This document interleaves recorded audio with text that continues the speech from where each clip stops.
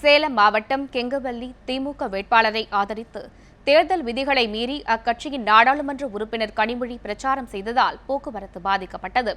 சேலம் மாவட்டம் கெங்கவல்லி தனி தொகுதியில் சேலம் மாநகராட்சியின் முன்னாள் மேயர் ரேகா பிரியதர்ஷினி திமுக வேட்பாளராக போட்டியிடுகிறார்.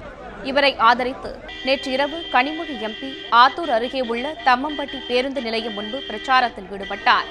அப்போது தேர்தல் விதிகளை மீறி வாகனத்தில் வந்ததோடு ஆத்தூர் துறையூர் சாலையை வழிமறித்து சாலையின் குறுக்கே வாகனத்தை நிறுத்தி பிரச்சாரம் செய்தார். இதனால் சுமார் அரை மணி நேரம் போக்குவரத்து பாதிப்பு ஏற்பட்டதாக புகார் எழுந்தது.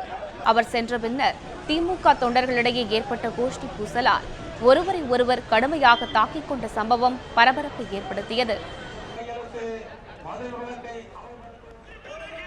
சேலம் மாவட்டம் எடப்பாடி கொங்கனாபுரத்தில் திமுக வேட்பாளர் முருகேசனை ஆதரித்து கனிமொழி திறந்தவெளி ஜீப் மூலம் பிரச்சாரம் செய்தார். அப்போது பேசிய அவர், தமிழகத்தில் நடைபெறும் சாலை விபத்துக்கள் அனைத்திற்கும் நெடுஞ்சாலைத்துறை அமைச்சர் எடப்பாடி பழனிசாமி தான் காரணம் என்று குற்றம் சாட்டினார். மேலும் தேர்தல் வாக்குறுதிகள் அனைத்தும் முழுமையாக நிறைவேற்றப்பட திமுகவிற்கு வாக்களிக்குமாறு அவர் வேண்டுகோள் விடுத்தார்.